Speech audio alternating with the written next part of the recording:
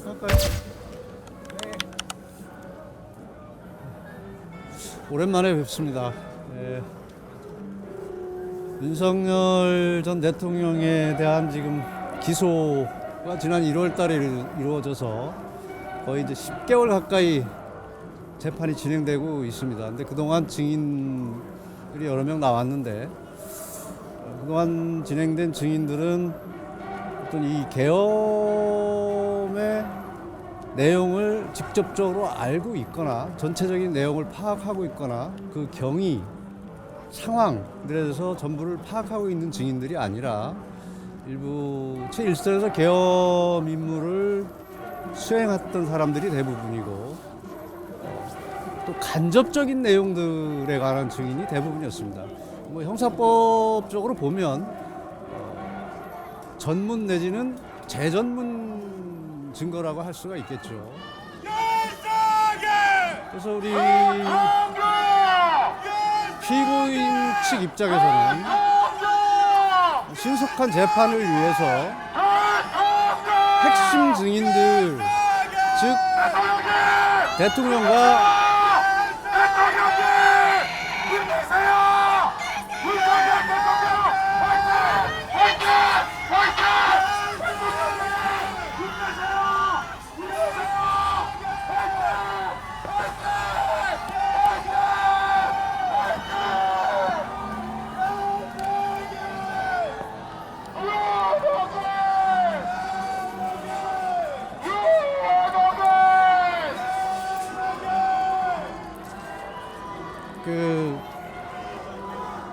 대통령이나 변호인들의 입장은 이 재판을 신속하게 종결을 해야 된다는 입장입니다.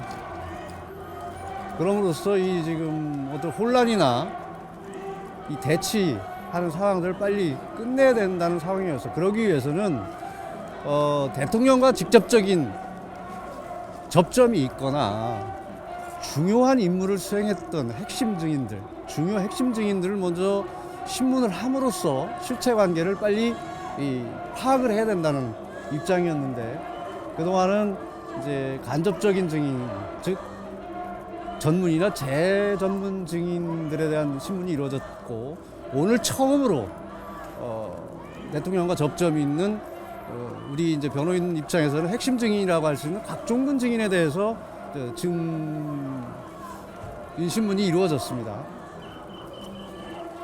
그래서 앞으로도 우리 변호인들 입장에서는 이 핵심 증인들 김용현, 이진우, 여인영, 김봉식, 조지호 이런 증인들에 대한 신문이 먼저 이루어짐으로써 실체 관계가 빨리 파악이 되고 금년 중에 재판을 종결할 수 있다고 생각을 하고 있습니다.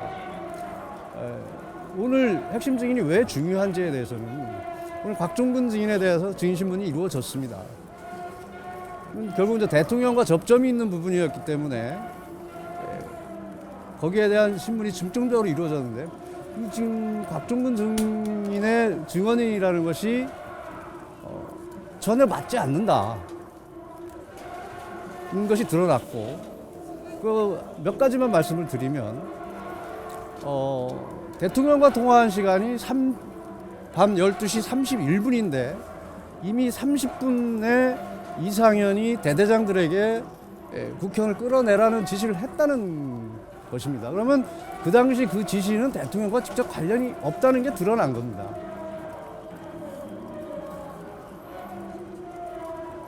결국은 그 이상현 여단장이 1대대장이나 2대대장에 내렸던 지시는 대통령과 관련이 없고 곽종근이 지시를 내렸든 어떤 뭐 이상현 여단장이 지시를 내렸든 자체적으로 내려간 것으로밖에 볼 수 없다. 이런 부분들이 드러나고 있는 겁니다. 그리고 지금 국방부 장관의 전화와 연결해서 그 이후에 707 특임단장이나 139 여단장들과 통화한 것을 연결시키고 있습니다. 검찰이 그렇게 해왔고 공소장에도 그렇게 되어 있습니다. 근데 결국 설명을 드리면 22시 밤 10시 17분경에 국방부 장관이 곽중근 사령관에게 지시를 했고 그 지시를 받은 곽중근 사령관이 밤 10시 20분부터 27분 사이에 707 특임단장과 1공수, 3공수, 9공수 여단장들에게 전화를 했다는 것으로 연결이 되는데 지금 증거 어디에도 22시 17분경에 곽중근 사령관과 국방부 장관이 통화했다는 자료가 없습니다. 이런 객관적인 사실들과 맞지 않는 증언들이 그동안 무수히 이루어졌고 이런 증언을 토대로 헌법재판이 이루어졌다는 것입니다. 그러면 헌법재판에서 얼마나 이게 증거조사가 졸속으로 이루어졌는지 그 결정이 얼마나 엉터리 결정이었는지 또 연장선상에서 보면 그 증거조사뿐만 아니라 국무회의 관련해서도 국무회의 이제 그 대통령실 CCTV가 공개되면서 사실상 국무회의가 없었다고 주장을 해왔지만 실제 CCTV 영상을 보면 서류를 놓고 서류를 배포하고 서류를 놓고 토의하는 과정들 국무회의의 모습이 갖춰진 이런 영상들이 공개됐습니다. 근데 이런 것들이 전혀 증거조사가 되지 않은 상태에서 헌재 결정이 이루어졌다는 것이죠. 그리고 오늘 곽중근 사령관의 어떤 증언을 보면 아까 결정적으로 두 가지는 객관적 팩트와 맞지도 않을 뿐만 아니라 수사기관에서 조사, 헌법재판소에서 증언, 오늘의 증언 이게 계속 번복된 것이 너무 많습니다. 그리고 그동안 말하지 않은 부분, 말을 하지 않았던 부분들이 진술이 없던 부분들이 새로운 진술들이 계속 속속 튀어나오고 있습니다. 그 부분에 대해서 그 당시에는 그렇게 진술을 했었는데 그때 기억이 안 났던 걸 나중에 곰곰이 생각해서 기억을 해냈다고 합니다. 사람의 기억은 이 사건 발생 시부터 인접한 시간에 기억이 잘 나는 것이지 기간이 지나면 기억이 흐릿해지는 것입니다. 이런 자연 법칙도 어긋나는 그런 증언들을 하고 있어서 전혀 신빙성이 없다. 그렇게 말씀을 드립니다. 결국은 종합을 결론적으로 정리를 해드리면 빨리 끝내기 위해서는 핵심 증인들이 돼야 되는 것이고 오늘 핵심 증인이라고 하는 곽중근 사령관의 증인 신문 과정을 보면 전혀 객관적 사실과 맞지 않는 증언들이 이루어졌고 신빙성이 진술 번복이라든지 새로운 진술들이 속속 튀어나오는 것으로 보면 신빙성이 있을 수 없다. 그리고 그런 증거들이나 그런 증거조사가 제대로 안 된 상태에서 헌재 결정이 졸속 내지는 엉터리로 이루어졌다. 이런 것을 말씀드립니다. 제 설명 여기까지 말씀드리고요. 혹시 뭐 질문하실 내용 있으면 제가 아는 건 제가 하고 아니면 우리 송 변호사님이나 배 변호사님이 말씀드리겠습니다. 오늘 곽중근 사령관 관련해서 그 한동훈 대표 발언은 좀 어떻게 보시면 윤석열 대통령의 입장이 어떤지. 진짜 마찬가지입니다. 지금까지 벌써 그게 이제 작년 10월 1일 국군의 날 있었던 얘기인데 1년 이상 아무런 얘기가 없다가 오늘 갑자기 튀어나왔단 말입니다.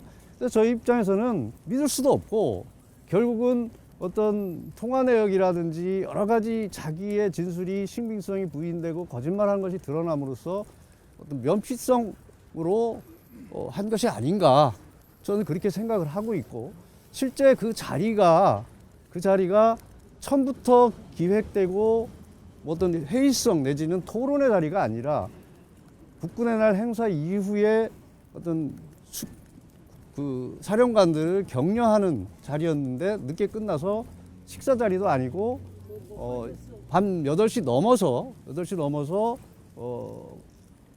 관저에 있는 그 공식적인 만찬 장소도 아닌 그 숙소에서 그냥 졸속으로 안주를 마련해서 약간의 이제 술을 마시는 과정에서 그런 얘기가 있었다는 건데 전혀 상황과 맞지 않는 얘기들이라는 것이죠. 만약에 100번 양보해서 그런 얘기 있었다 하더라도 곽중근 사령관이 얘기했듯이 계속 어떤 시국의 어떤 애로사항 뭐 이런 걸 얘기하는 과정에서 뭐 푸념처럼 얘기할 수 한 것 이상의 의미가 있을 수 없다. 완전히 뜬금포라는 얘기죠. 벌써 1년 2개월, 1년 이상의 아무런 얘기가 없다. 이제 갑자기 툭 튀어나오는 것은 그 의도를, 그 진실성을 의심할 수밖에 없다. 이렇게 말씀을 드리겠습니다. 자, 추가로 말씀을 드리면 그때 당시에 같이 참여했던 다른 사람들은 전혀 기억하지 못하고 그런 진술도 단 하나의 진술도 없습니다. 오로지 곽종군만이 그렇게 주장을 하고 있는데 이런 주장들이 한두 개가 아닙니다. 그러니까 곽종군의 진술은 전반적으로 계엄 초기부터 지금까지 전반적으로 신뢰할 수가 없습니다. 1년 정도까지 단 한 번도 얘기를 하지 않다가 오늘 세 가지를 오늘 이 법정에서 처음 얘기했습니다. 수사기관에서도 진술한 적이 없고요. 검찰에서도 진술한 적이 없고 헌법재판소에서도 증언한 바가 없고 그다음에 기타 다른 피고인들의 법정에서도 증언한 바 없는 내용들을 오늘 처음으로 이 법정에서 세 가지를 얘기를 했는데요. 그중에 하나입니다. 전부 다 보면 자기 책임을 면하기 위해서 그다음에 자기 책임을 변명하기 위해서 새롭게 진술을 만들어서 가져와서 이 법정에서 얘기를 합니다.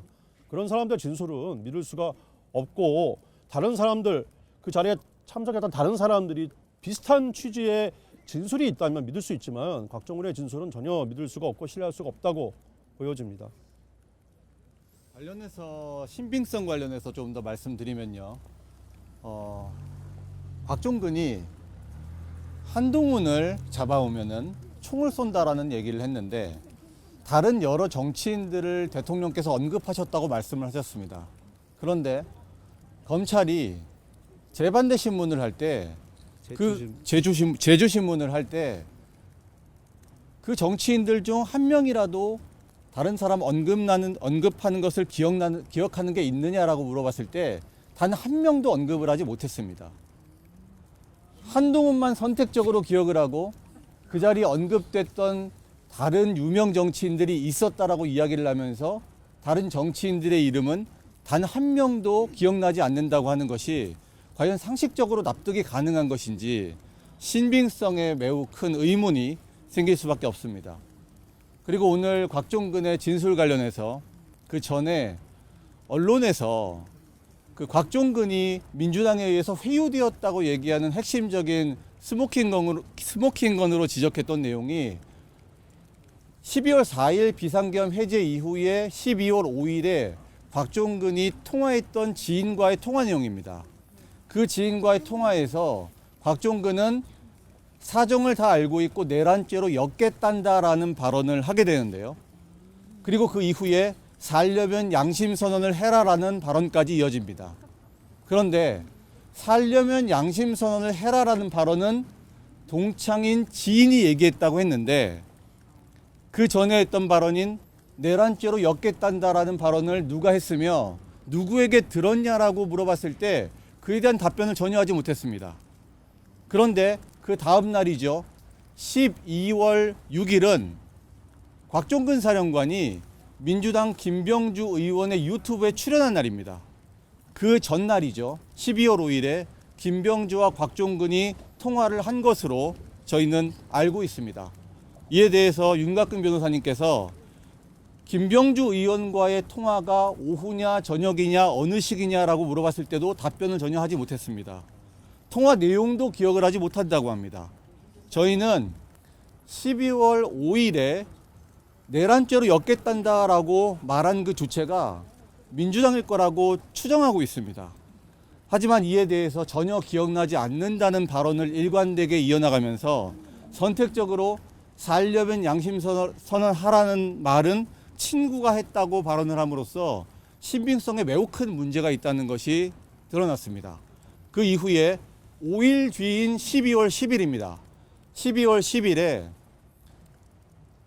박범계 민주당 의원과 부승찬 민주당 의원이 곽종근 사령관을 국회 국방위원회에서 만나서 면담을 한 날입니다.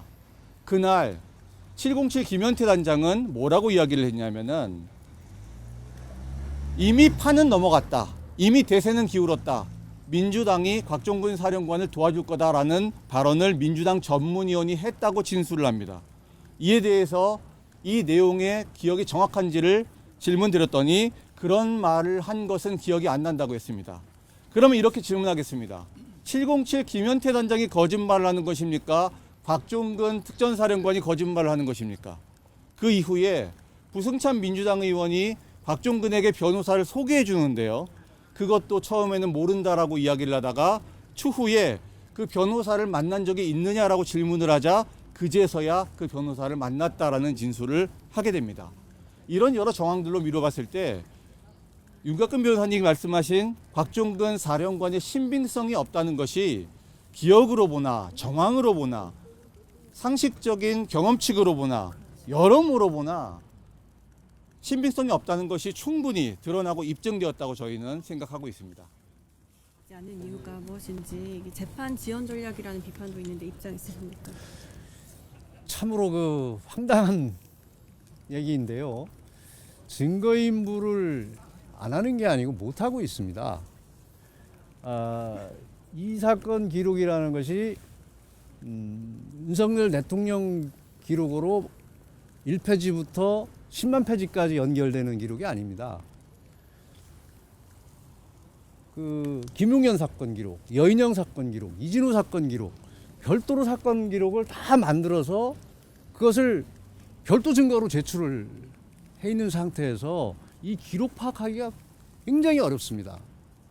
결국은 이게 어디 몇 페이지에 뭐가 있는지 찾으려면 굉장히 어려운 상황입니다. 그러면 증거 목록이 일건으로 제대로 정리되어 있냐 하면 그것도 각 기록별로 되어 있습니다. 그리고 증거 목록에 입증 취지가 기재되어 있으면 예를 들면 어떤 증인의 어떤 사람에 대한 진술 조사가 증거로 제출됐으면 그 입증 취지가 뭐다는 것이 기재되어 있으면 충분히 그것을 고려해서 증거 인멸을 할 수 있지만 그런 게 전혀 없습니다. 그리고 이 보안 상황이라는 이유로 조서에 비닉 처리가 너무 많이 돼 있어서 조서를 보고도 이해하거나 파악할 수 없는 것들이 너무 많습니다. 그래서 추가로 지금 법정에서 재판장님의 양해를 받아서 검찰 측이 요청해서 추가로 지금 다시 복사를 해서 그 진술 조서 내용을 파악하고 있는 지경입니다. 이게 지금 안 하고 있는 것이 아니라 못 하고 있는 것입니다. 이런 어떤 기록 체계의 허술성, 그리고 이 등사준 기록의 어떤 비닉 처리 문제, 그리고 증거 목록의 어떤 정리가 깔끔하게 돼 있어서 변호인이 보고 증거인멸을 즉시 할 수 있는 상황이 아니라는 것. 또한 끊임없이 특검이 출범해서 조사를 하고 추가 증거가 계속 제출되고 있습니다. 그러니까 증거인멸을 왜 안 하냐? 증거인멸을 빨리 해야 된다. 그러면 재판이 빨리 된다는 것은 이건 앞뒤가 바뀌었습니다.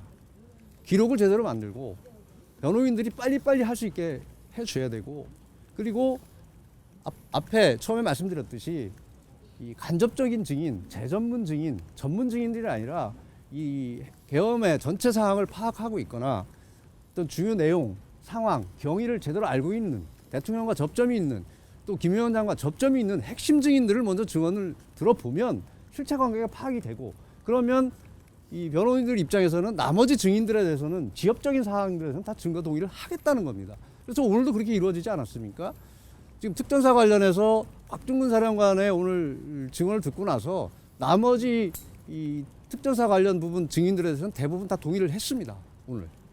그러니까 이런 어떤 절차적인 효율성, 신속성 문제를 우리는 끊임없이 얘기를 했고, 그런 것이 지켜지지 않았기 때문에 소송이 지연되는 것처럼 비춰지고 있지만 지금 정상적으로 다 진행이 되고 있습니다. 재판장이 소송 지휘하는 대로 지금 12월까지 하겠다고 해서 그렇게 다 맞춰서 하고 있습니다. 그래서 소송 지연 전략이라는 것은 정말 말이 안 되는, 오히려 거꾸로 뒤집어 씌우기밖에 안 된다, 이렇게 말씀드리겠습니다. 참고로 저희가 이 사건 말고 다른 사건도 하고 있지 않습니까? 다른 사건은 증거가 되게 일목요연하게 잘 제출됐습니다. 그래서 좀 기일이 몇 번 진행되지 않았지만 거의 대부분 증거 인부가 좀 이루어지고 있는 상황입니다. 그래서 저희가 뭐 증거 인부를 안 해서 재판을 지연하고 있다, 이런 건 전혀 사실이 아니고요. 1010 사건만 봐도 이미 증거 인부가 상당 부분 이루어져서 재판이 신속하게 진행되고 있습니다. 그러면은 129 사건, 내란 사건이 증거 인부가 안 되는 이유가 뭔가? 그럼 1010 사건과 129 사건이 차이 때문에 그렇습니다. 증거 목록이 엉망입니다. 그걸 일일이 다 찾아서 또 보고 너무나 많은 비릭 처리가 돼 있어서 내용을 알아볼 수가 없게 만들어놨고, 그렇기 때문에 저희 변호인들 입장에서는 최대한 노력을 해서 하고 있고, 결코 뭐 재판을 지연한다든지 이런 생각은 갖고 있지 않습니다. 네, 그리고 윤석열 전 대통령이 재판에 연속으로 출석했는데 혹시 앞으로 계획은 어떻습니까? 대통령의 뜻은 건강과 체력이 허락하는 한은 출석하시겠다는 의사입니다. 그리고 뭐 특별히 다른 변수가 생기지 않으면 특별히 계속 출석하실 것으로 보이고요. 이제 중개나 이 특검법이나 개정특검법의 유연성과 관련 유연 심판 제청 신청을 해놓은 거와 관련해서 어떤 결정이 이루어지는 그런 뭐 특별한 계기가 없으면 계속 출석하실 것으로 보입니다. 내일 재판에도 직접 출석하실 계획? 예, 현재까지 뭐 출석하실 겁니다. 특별한 건 없습니다. 하나 더 말씀드릴까요? 예. 건강 관련 예? 아니, 저 질문 받고요. 예. 재판부에서 예고한 대로 12월 내에 변론 종결이 가능할 거라고 보십니까? 저희는 변호인 측, 피고인 측에서 요청하는 대로 핵심 증인 먼저 하고 나머지 증거에 대해서 변호인들이 전향적으로 증거 동의하고 하면 가능하다고 생각하지만 지금처럼 검찰의 일방적 주장대로 가서는 저는 금년 12월이 아니라 내년 12월까지 해야 된다고 생각합니다. 왜냐하면 앞으로 지금 검찰 측에서 입증 계획으로 신청했던 증인이 지금 30여 명 남았습니다. 그러면 한 기일에 3명, 4명 한다고 해도 10기일이 더 잡혀야 됩니다. 그런데 그게 전부가 아니고 앞으로도 500명 정도의 증인이 더 있다는 것이거든요. 그러면 이거는 이런 식으로 재판이 돼가지고는 종결할 수가 없습니다. 우리 강력히 요청합니다. 피고인이나 변호인들은 12월에 제발 종결해 주세요. 종결을 할 수 있도록 여건을 만들어 주세요. 오늘 재판 간단히 좀 설명 좀 드릴까요? 예, 오늘 되게 중요해서 정작 오늘 제일 중요한 재판 내용에 대해서 좀 얘기가 많이 없어서 간단하게 오늘 재판을 좀 설명을 좀 드리겠습니다. 오늘 곽종건 사령관 증인 신문이 있었습니다. 오늘 곽종건 사령관의 증인 신문의 핵심은 뭐냐면은 오늘 이 증인 신문을 통해서 밝혀진 사실은 뭐냐면 대통령의 지금까지는 대통령의 지시를 받고 의원을 끌어내라고 얘기를 했다고 하지 않습니까? 근데 오늘 증언 내용을 보면 대통령이 전화를 하기도 전에 이미 곽종건 사령관이 예하 부대에 예하 지휘관들한테 의원을 끌어내라고 지시를 했고 또 마찬가지로 문을 부숴서 끌어내라는 지시를 이전에 했다는 게 밝혀졌습니다. 그러니까 헌법재판소에서 탄핵에 유력한 근거로 얘기했던 의원을 끌어내라는 지시를 대통령이 했고 그 지시를 받아서 곽종건 사령관이 했다는 주장은 오늘 증언을 통해서 증인신문을 통해서 모두 다 무너졌다고 해도 과언이 아닙니다. 이렇듯 대통령의 지시 없이 곽종건 사령관이 임의대로 지시를 내려서 의원을 끌어내고 그다음에 문을 부수라고 지시한 내용들이 여실히 재판정에서 반영이 됐고 또 이러한 내용들은 그 전에 증언을 했던 이상현 제1공수여단장의 증언을 통해서도 밝혀졌습니다. 그래서 모든 증거와 그 내용이 모두 다 알차게 그다음에 또 탄탄하게 입증이 되고 있기 때문에 그런 내용들이 오늘 곽종건 사령관 증인신문에서 가장 중요한 사항이라고 할 수 있겠습니다. 그래서 지난번 우리 CCTV를 통해서 국무회의가 있었다는 사실을 밝혀졌지 않습니까? 또 오늘 법정 증인신문을 통해서 곽종건 사령관의 증인신문을 통해서 대통령의 지시가 있기도 전에 곽종건 사령관이 의원들을 끌어내라는 지시가 있었고 또 문을 부수고 들어가라는 얘기가 있었다는 사실이 오늘 밝혀졌습니다. 깜빡 가자. 오늘 재판 내용 관련해서 추가로 좀 여쭤보고 싶어요. 예. 어쨌든 재판 말미쯤 돼서 박전 사령관은 정확하게 4일 0시 31분에 대통령께 지시를 받았다. 네. 끌어내라는 취지의 지시를 받았다라고 증언을 했고 이제 문제가 되는 거는 말씀해 주신 것처럼 그 시간 이전에 곽종건 사령관 지휘 하에 있는 107여단에서 먼저 진입을 시도를 했다라는 건데 근데 이제 재판 중에 나왔던 거는 이진우 수방사령관이 당시 현장에 있었고 예. 그쪽하고 연락을 주고받으면서 이제 대통령께서 지시를 하셨던 내용을 인지를 해서 먼저 움직이게 된 것 같다. 예. 이런 취지의 내용이 있었어요. 그래서 예. 관련해서 대통령께서는 이진우 사령관에게도 그런 지시를 하신 적이 없으시다라는 건지 조금 명확하게 한번 갈래를 타주시면 좋을 것 같습니다. 우선 그 이제 이진우 사령관 부분은 여기서 그 곽종근 사령관이 사실 언급할 내용은 아니었습니다. 근데 지금 질문하시니까 묻겠습니다. 저 답변 드리겠습니다. 먼저 이제 31분 얘기를 했는데 그 이전 상황이 맞지 않는 상황에서 31분 얘기를 저 곽종근 사령관이 한 거란 말입니다. 그렇다면 증인의 신빙성이 31분 것도 맞지 않는다고밖에 볼 수가 없어요. 왜냐하면 밤 12시 30분에서 31분 사이에 일공수여단장이 대대장들에게 지시를 했던 것이 드러났고 대통령 통화는 그 이후였다는 것이 이제 명백히 드러났습니다. 그건 통화 내역상. 그런데 이 밤 12시 30분이 이 공소장이나 곽종근의 어떤 수사기관에서의 자수서나 조서가 갑자기 00시 20분으로 조작이 되기 시작했습니다. 그것은 00시 30분에 대통령이 이상현 여단장이 대대장들에게 지시한 게 명백히 드러나니까 그러면 대통령 지시는 00시 30분 이전에 있어야 된다는 것을 맞추기 위해서 그동안은 00시 20분으로 그것을 공소장에도 기재되고 그렇게 돼 있었습니다. 근데 이것은 완전히 허구인 것이 드러난 것이고요. 그리고 지금 이진우 사령관 얘기를 하는데 이게 말이 안 되는 것이 뭐냐면 우선 대통령이 이진우 사령관에게 지시를 했는지 안 했는지 부분은 나중에 이진우 사령관의 증인 신문을 해야 되기 때문에 지금 말씀드릴 내용은 아니지만 이진우 사령관하고 대통령이 통화한 시간도 00시 31분 이후입니다. 그러면 00시 30분에 나간 그 지시는 이진우 사령관하고도 전혀 관련성이 있을 수가 없어요. 이건 말이 안 됩니다. 그렇다면 결국은 대부분의 진술이 맞지 않는데 31분 이 진술은 그럼 맞느냐 하고 신빙성을 부여할 수 있냐? 그건 할 수가 없다는 것이죠. 결론적으로. 거짓말의 연속이라고 해석할 수밖에 없다. 그렇게 해서는 봅니다. 추가로 좀 말씀을 드리면 만약에 이진우 사령관의 지시를 이상현 사령관이 일공수여단장이 들었다면 그 전에 대통령이 이진우 사령관한테도 먼저 지시를 했었어야 되지 않습니까? 대통령님의 통화는 곽종근 사령관 통화하고 나서 통화합니다. 이진우 사령관이랑. 그러니까 그 전에 지시가 있었어야 뭐 이상현 사령관한테 뭘 얘기를 할 거 아닙니까? 근데 곽종근 사령관이랑 통화하고 나서 그 다음에 이진우 사령관이랑 통화를 했고 또 이진우 사령관과 관련돼서 대통령이 무슨 지시를 했다 이런 것들이 보면 이제 전속보관 오상배랑 운전관 이민수 이런 사람들이 이제 법정에서 증언을 했지 않습니까? 그때 당시에는 대통령의 통화 기록이 나오질 않았어요. 근데 법원의 압수수색을 통해서 대통령의 통화 기록이 정확한 시간이 나왔습니다.